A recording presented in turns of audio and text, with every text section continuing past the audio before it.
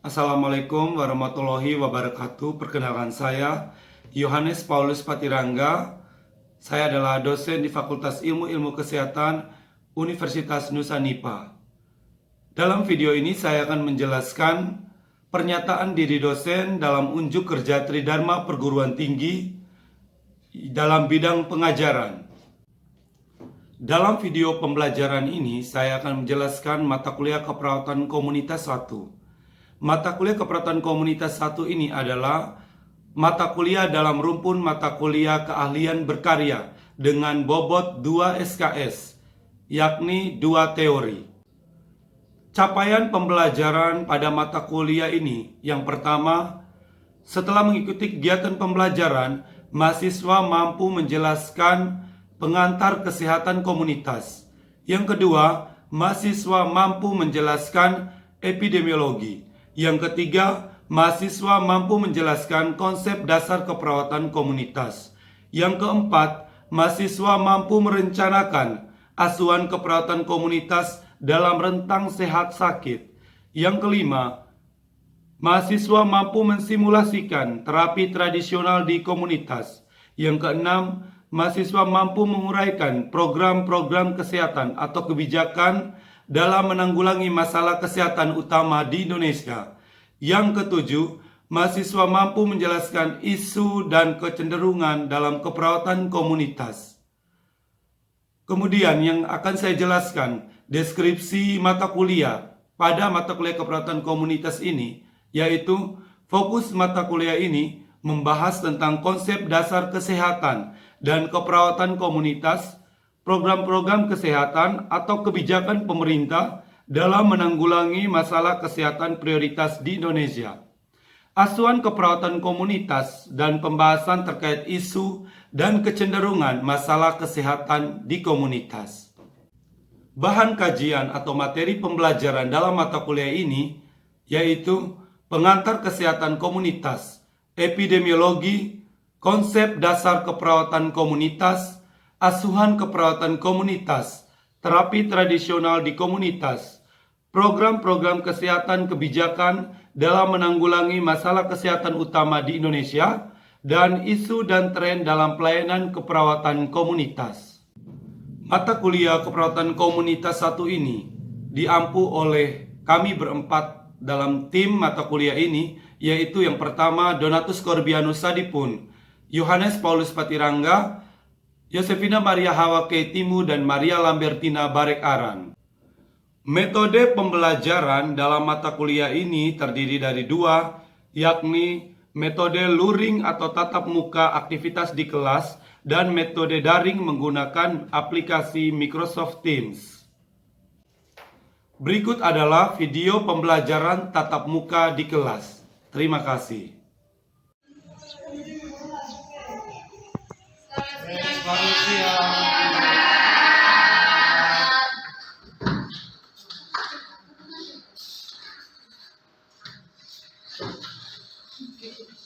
Baik, selamat siang untuk kita semua. Salam sejahtera, salam sehat. Ya.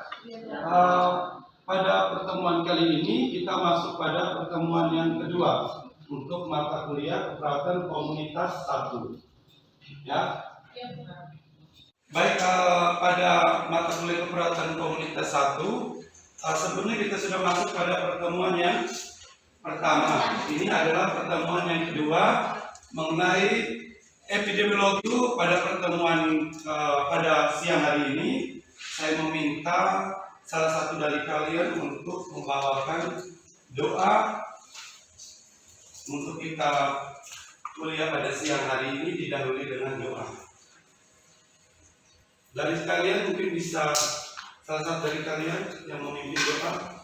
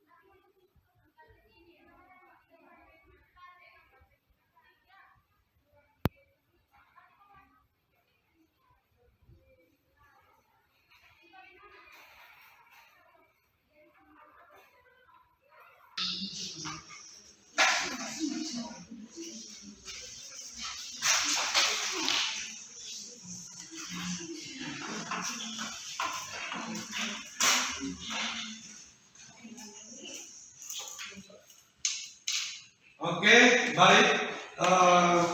Kita akan memulai diskusi adaptif kelompok. Jadi kelompok yang pertama akan membahas mengenai pengertian epidemiologi, ya, pengertian epidemiologi dan riwayat perkembangan epidemiologi.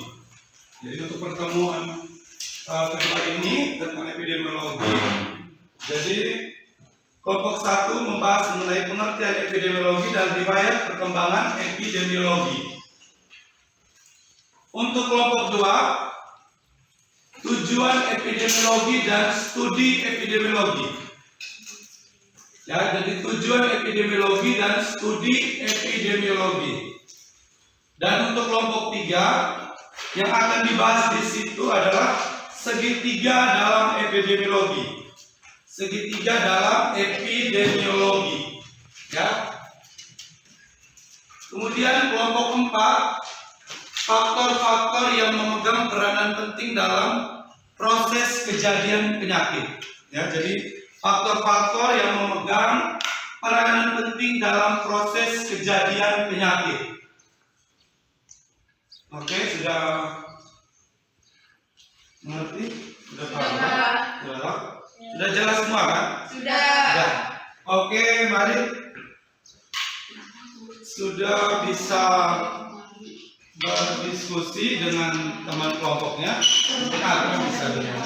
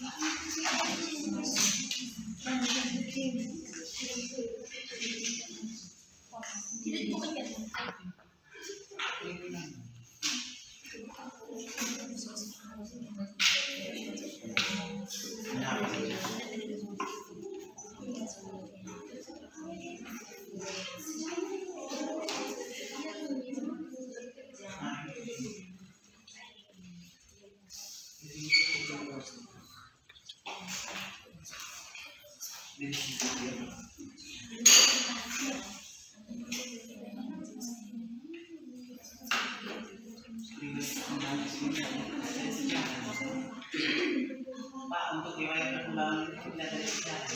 Lihat di sejarah perubahan.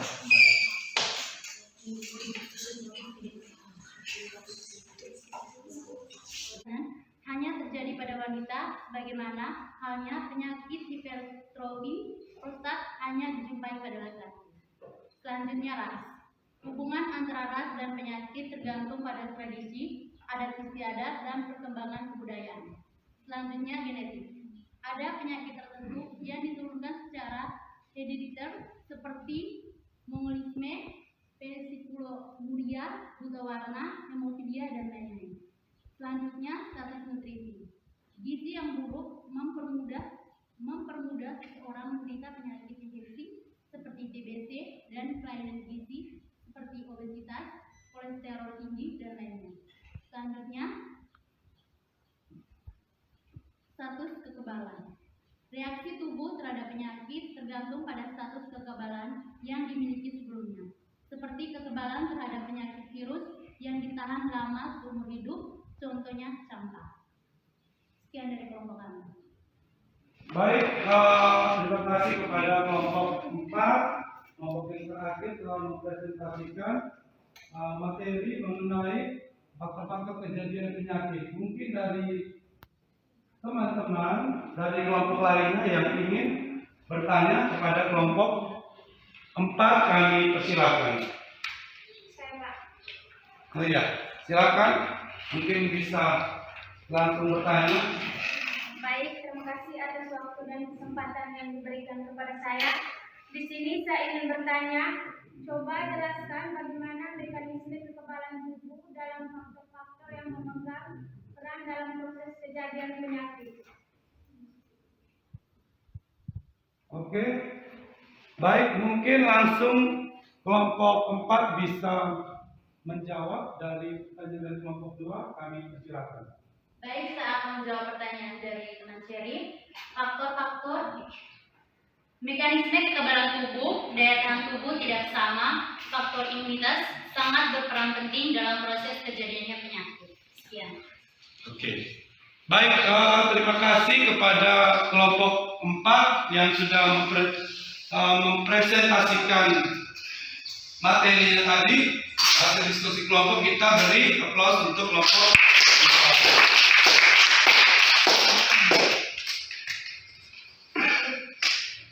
Oke.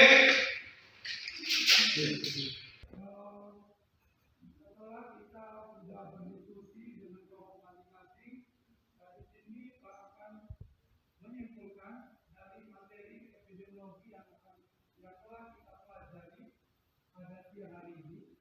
Ya, dari tadi sudah berdiskusi dengan kelompok 1, 2, 3, dan 4 tentang materi epidemiologi.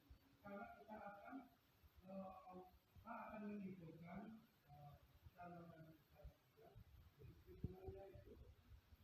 kata epidemiologi berasal dari bahasa Yunani, ya.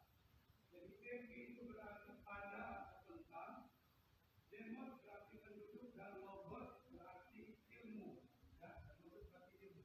Artinya bahwa epidemiologi adalah ilmu yang mempelajari distribusi determinan, ya, determinan atau faktor-faktor yang mempengaruhi kemudian frekuensi penyakit dan faktor-faktor yang mempengaruhi status kesehatan pada populasi manusia. Kemudian epidemiologi sendiri ada sejarah dan tokoh dalam epidemiologi. Di sini ada generasi pertama dipelopori oleh Hippocrates. Jadi Hippocrates atau bapak kedokteran modern, sebagai bapak kedokteran modern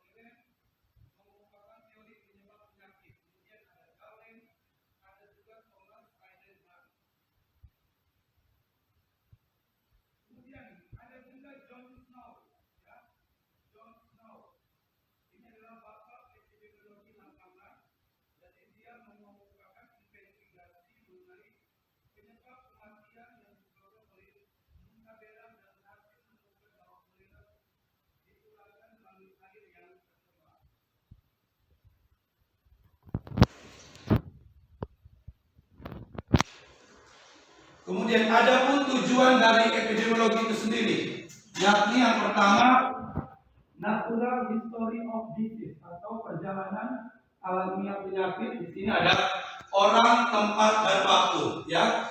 Dapat diupayakan tindakan pencegahan atau penghentian perjalanan penyakit dan menentukan masalah kesehatan komunitas.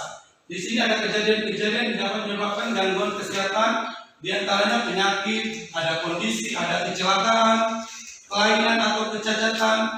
Harus diselusuri mengapa masalah tersebut itu terjadi. Itu untuk tujuan dari epidemiologi. Kemudian ada juga melihat resiko dan pengaruhnya dan menilai dan meneliti.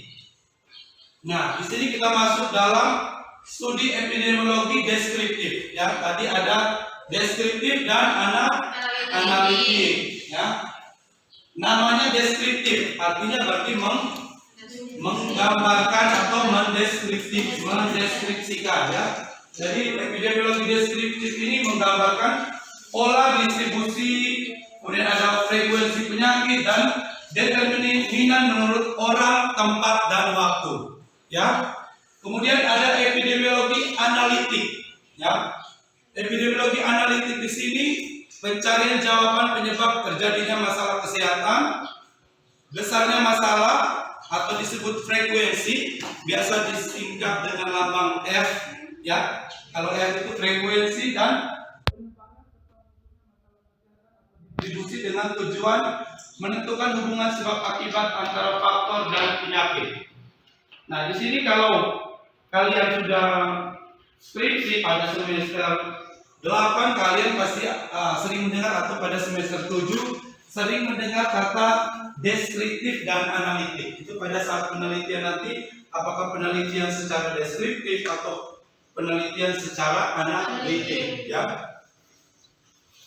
Kemudian ada juga hanya menggambarkan. Jadi deskriptif itu hanya menggambarkan mengenai kejadian masalah kesehatan menggunakan pertanyaan who, where, dan when. Jadi siapa, kapan, dan di mana. Ya.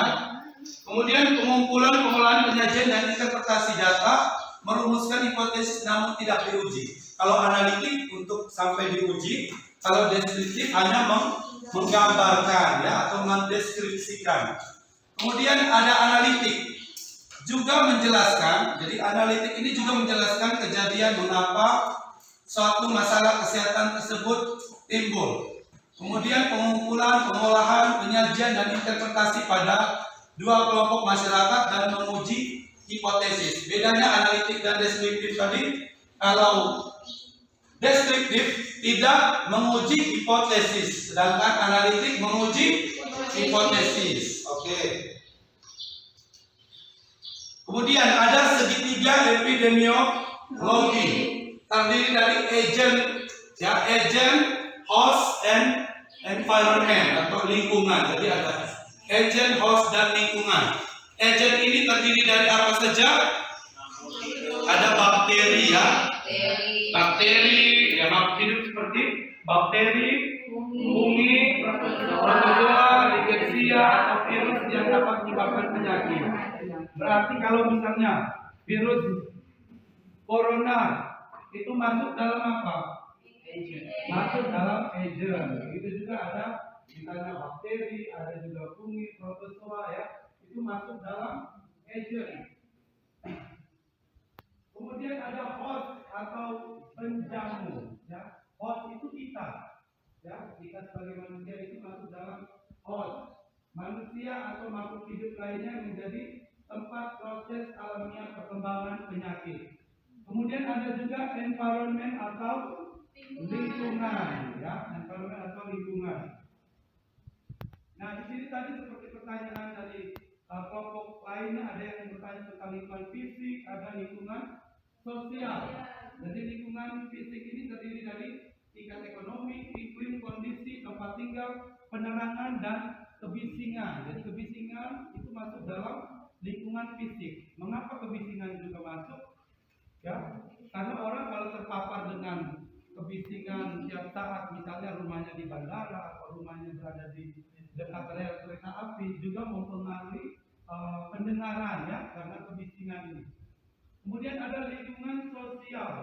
Lingkungan sosial terdiri dari stres. Kalau stres itu memang faktor pemicu dari segala macam penyakit ya. Penyakit apa saja pasti faktor pemicu pertama pasti karena stres. Baik itu penyakit tidak menular maupun penyakit menular. Ya, seperti hipertensi pasti ada stresnya. Kemudian kalau misalnya penyakit diabetes mellitus ada stresnya ya sebagai faktor pemicu. Kemudian konflik, kesulitan ekonomi dan krisis hidup itu juga dapat mempengaruhi. Kemudian untuk faktor-faktor yang memegang peranan dalam proses kejadian penyakit, yang pertama faktor keturunan atau faktor genetik. Ya, penyakit keturunan seperti asma, diabetes mellitus, apalagi penyakit tidak menular lainnya yang termasuk faktor risiko dari penyakit tidak menular, hipertensi, apalagi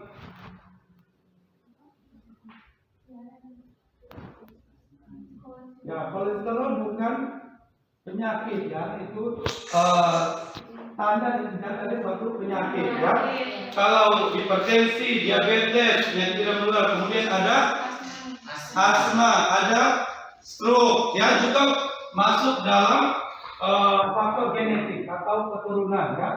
Kemudian ada yang kedua yaitu mekanisme kekebalan tubuh, daya tahan tubuh tidak sama. Jadi setiap manusia, setiap orang kita pasti memiliki daya tahan tubuh atau sistem imunitas yang berbeda. Atau mungkin ada yang misalnya Arkam dengan Agato Edi. Arkam kena flu, tapi Agato Edi walaupun tinggal serumah tapi dia tidak kena flu. Seperti itu contoh sederhananya. Artinya bahwa kekebalan tubuh itu berbeda-beda. Jadi mekanisme daya tahan tubuh tidak sama. Faktor imunitas sangat berperan penting dalam proses kejadian suatu penyakit. Kemudian ada usia. Mengapa usia juga mempengaruhi kejadian suatu penyakit? Atau karena kalau dilihat dari usia lansia otomatis dia punya sistem kekebalan tubuh itu menurun. iya. Baik, semakin tinggi usia berarti sudah semakin turun atau sistem imunnya sudah semakin berkurang ya, semakin tinggi usia.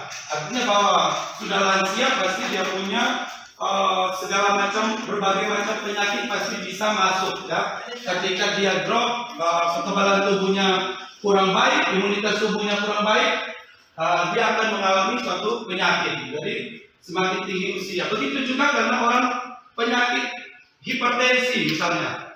Ya, kita lihat pasti kebanyakan orang dengan usia dewasa awal atau sudah usia lanjut ya, yang sudah usia lanjut sekitar 30-an atau 40-an bahkan ke atas itu pasti sudah terkena penyakit hipertensi ya, seperti itu, penyakit tidak menular. Bukan cuma hipertensi, bisa juga penyakit tidak menular lainnya. Ya. Kemudian ada jenis kelamin. Mengapa jenis kelamin masuk dalam faktor memegang peranan penting? Karena untuk jenis kelamin ada laki-laki dan wanita, otomatis dari kedua jenis kelamin ini ada perbedaan untuk imunnya. Kalau untuk sistem imun atau kekebalan tubuh itu dilihat jenis kelamin perempuan itu sistem imunnya itu lebih daripada laki-laki. Oke, mungkin ada pertanyaan lain lagi kenapa jenis kelamin? Baik, akan sudah menjawab dengan baik. Yang lain lagi mungkin ada yang ingin menjawab mengapa faktor jenis kelamin itu masuk peranan penting.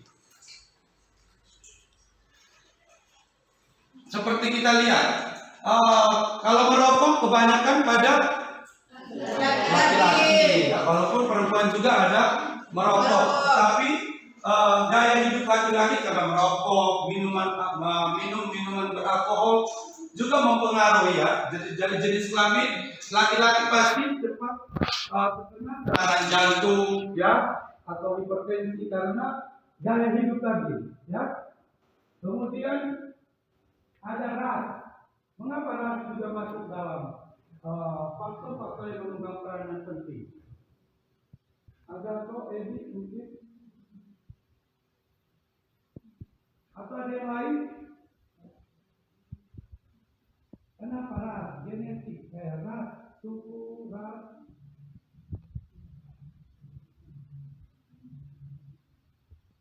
Misalnya ras orang